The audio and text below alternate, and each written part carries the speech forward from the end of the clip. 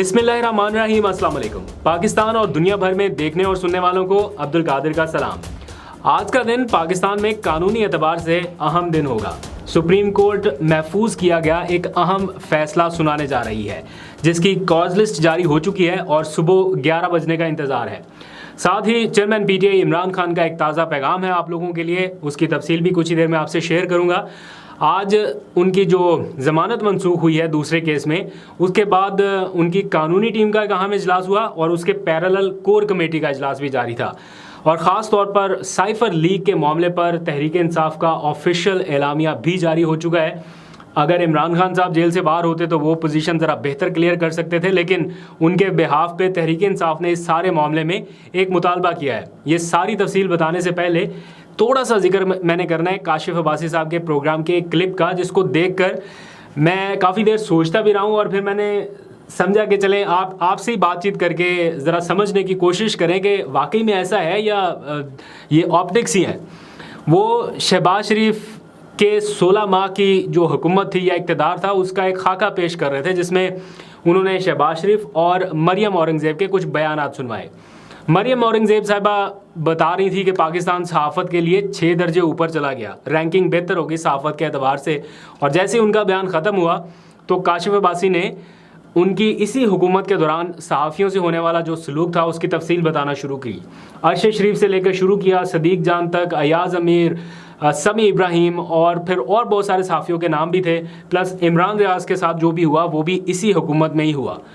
लेकिन वो कह रही हैं कि सहाफ़ती एतबार से हम 6 रैंकिंग जो है वो ऊपर चले गए हैं। खैर, साथ ही उन्होंने शहबाज शरीफ साहब का एक क्लिप सुनवाया जो मैंने अभी नहीं सुना था, मेरे लिए वो नया ही था। शायद आजकल टीवी ज़रा कम देख रहे हैं लाइव, तो वो मौका नहीं मिला देखने का, तो अभी देखा थोड़ा ताख़ीर से, जिसमें कोट एंड कोट मैं बता रहा हूँ शहबाज शरीफ साहब क्या कह रहे हैं। कौमी असम्बली के फ्लोर पे खड़े हैं और वो कह रहे हैं कि अपनी हुकूमत के 16 माह ख़त्म होने पर, जैसे पॉलिसी स्टेटमेंट देते हैं ना ऐवान में, उसी तरह से, और वो कह रहे हैं कि आज 16 माह में मुझे बता दें हुकूमत ने किसी एक सियासी मुखालिफ को जेल में भिजवाया हो। शहबाज शरीफ साहब कह रहे हैं। फिर ये भी कह रहे हैं कि जेल भिजवाना तो दूर की बात है, किसी सियासी मुखालिफ को नाजायज़ तंग करना या नैब को उनके पीछे लगा देना, ये हमारा शेवा नहीं है, ना ऐसा हुआ है ना ऐसा होगा। और साथ ही फिर काशिफ अब्बासी ने वो बयान सुनवाया जिसमें शहबाज शरीफ हुकूमत में आने से पहले, यानी हुकूमत में आने के बिल्कुल करीब थे, वोट ऑफ कॉन्फिडेंस वाला वो सारा मामला तकरीबन तय हो चुका था, हर चीज़ हो गई थी, तो वो अपने इत्तेहादियों के सामने खड़े होकर कह रहे थे, और ये बयान मैंने भी उस वक्त सुना था, वो कह रहे थे कि पॉलिटिकल विक्टिमाइजेशन का लफ्ज़ हमारी डिक्शनरी में नहीं है, हम अगर आ गए तो कोई पॉलिटिकल विक्टिमाइजेशन नहीं होगी, इंसाफ और कानून के साथ चलेंगे, कानून अपना रास्ता लेगा, पॉलिटिकल विक्टिमाइजेशन नहीं करेंगे। और फिर जब वज़ीर आज़म का उन्होंने हल्फ लिया तो वो मंजर भी दिखाया जिसमें वो हल्फ लेते हुए कह रहे हैं कि कानून के मुताबिक इंसाफ करूंगा। ये काशिफ अब्बासी साहब ने उनके 3-4 क्लिप सुनाए और उसके साथ ही अगले लम्हे में उन्होंने नाम गिनवाना शुरू कर दिए, वो तस्वीरों के साथ और वो बैकग्राउंड म्यूज़िक लगा के मोन्टाज बना के। तो वो उन्होंने दिखाया सबसे पहले इमरान खान, वो जेल में पहुंच गए हैं, फिर शाह महमूद कुरैशी की गिरफ्तारी, फिर शीर मज़ारी, फिर अली मोहम्मद खान, शहरियार आफरीदी, उमर चीमा, असद उमर, फवाद चौधरी, आलिया हमज़ा, एजाज चौधरी, यास्मीन राशिद, अली अमीन गंडापुर, परवेज़ इलाही, शेख रशीद, ये कितने लोग हैं, आप इनके नाम लेते लेते थक जाएंगे, लेकिन ये सिलसिला ख़त्म नहीं होगा। ये तो वो है ना हाई प्रोफाइल किस्म की पर्सनैलिटी, सियासी शख्सियात। फिर नीचे कारकुनान के साथ जो कुछ हुआ, सनम जावेद जैसे लोग और बहुत सारे लोग जो इस वक्त जेलों में हैं। खैर, इसका फ़ैसला तारीख़ करेगी। इतना ज़्यादा अभाम नहीं होना चाहिए, बातों में क्लैरिटी होनी चाहिए, अगर है तो ज़िम्मेदारी भी लेनी पड़ेगी। ऐसा नहीं हो सकता कि आप हुकूमत के जाते जाते ज़िम्मेदारी किसी और के कंधे पे डाल देंगे कि हमने तो कुछ नहीं किया, तो ऐसा नहीं होना। खैर, बढ़ते हैं एक और अहम खबर की तरफ। कल सुप्रीम कोर्ट ऑफ पाकिस्तान ने अपना महफूज किया गया एक अहम फ़ैसला सुनाने का ऐलान किया है, जिसकी कॉज लिस्ट जो है वो आज शाम जारी की गई है। यानी कल सुबह 11 बजे चीफ जस्टिस की सरबराही में 3 रुकनी खसूसी bench supreme court review of judgment act के ख़िलाफ़ महफूज किया गया फ़ैसला सुना देगा।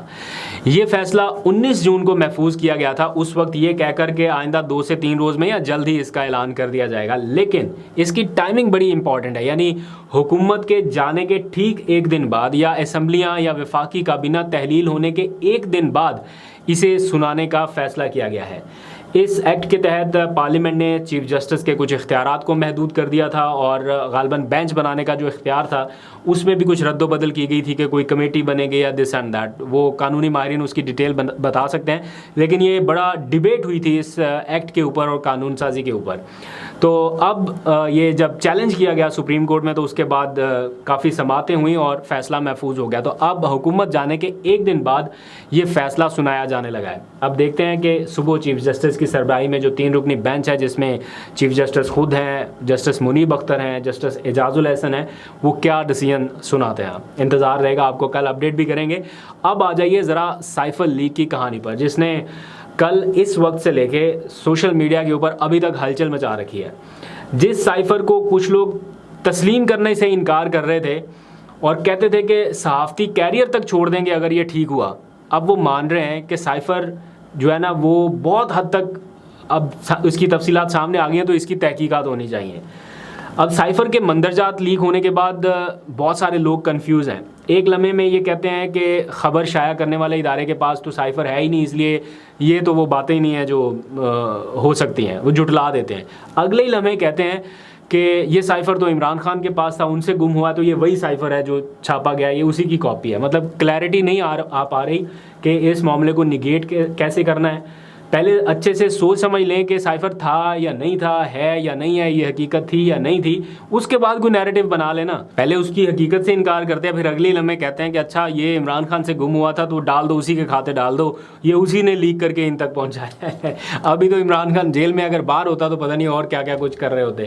खैर, इस मामले पर इमरान खान अगर वाकई में जेल से बाहर होते तो वो अपना बेहतर मौक़िफ़ दे सकते थे, लेकिन उनकी गैर मौजूदगी में पाकिस्तान तहरीक इंसाफ ने आज एक अहम इजलास किया। कोर कमेटी का इजलास हुआ और उस इजलास में इस इंटरसेप्ट नामी अखबार की ख़बर का जो एक क्रक्स था उसका जायज़ा लिया गया और फिर उसके बाद एक बाज़ाब्ता एलामिया जारी किया गया है, जिसका कंप्लीट मतन मैं यहाँ पर नहीं, लेकिन उसका लुब्बे लुबाब मैं आपको बता देता हूँ। एलामिया में कहा गया है कि खुफिया मरासला या साइफर के हवाले से मंजर आम पर आने वाली जो तफसीलात हैं, उन्होंने इमरान खान का मौक़िफ़ और साख को दुरुस्त साबित कर दिया है।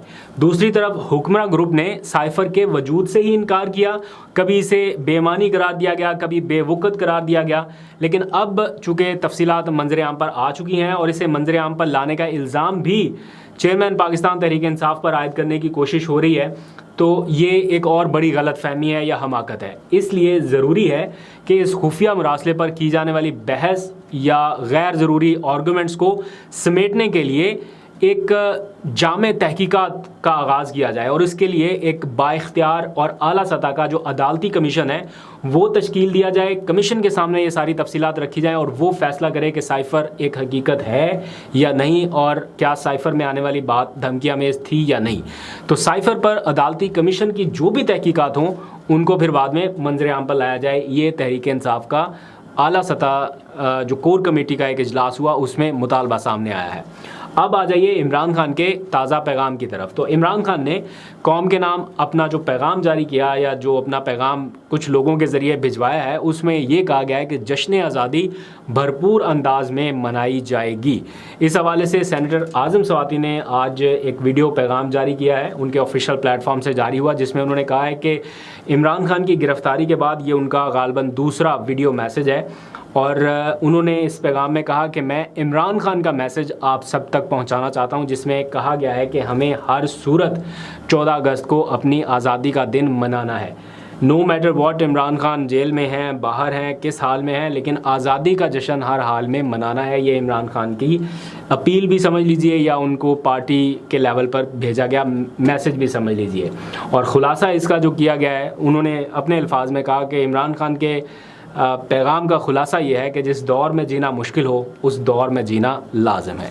लेट्स सी, 3 दिन रह गए हैं या गालबन 2 रोज़ रह गए हैं, अब तो तारीख बदल गई है, तो देखते हैं कि क्या होता है, कैसे लोग जश्न आज़ादी मनाते हैं। भरपूर अंदाज से मनानी चाहिए। मैं फिर भी ये बात कहता हूँ, कुछ ऐसे विजुअल सोशल मीडिया पर देखे हैं जो प्रोपेगेंडा के तौर पर बहुत ज़्यादा जानबूझकर फैलाए जा रहे हैं कि देखें जी कोई ये काम कर रहा है, कोई ये उल्टा सीधा काम कर रहा है। तो इस मौके पर मेरी भी आपसे अपील है कि कोई ऐसा काम ना करें, कोई ऐसी चीज़ ना करें जिससे ज़रा सा भी ये तासुर जाए कि हम आप मेरा पैगाम समझ गए होंगे। आसान लफ्ज़ों में ये बताता हूँ कि जो भी सिचुएशन हो, Pakistan is first, Pakistan first, सबसे पहले पाकिस्तान एंड उसके बाद बाकी सारी चीज़ें हैं। तो इसलिए इस चीज़ के ऊपर कंप्रोमाइज़ हरगिज़ नहीं होना चाहिए। बेवकूफ़ी में, नादानी में कोई भी ऐसा कदम ना उठाएं जिससे बाद में परेशानी का सामना करना पड़े। आज तक के लिए इतने, अपना बहुत सा ख्याल रखिए। अल्लाह हाफ़िज़।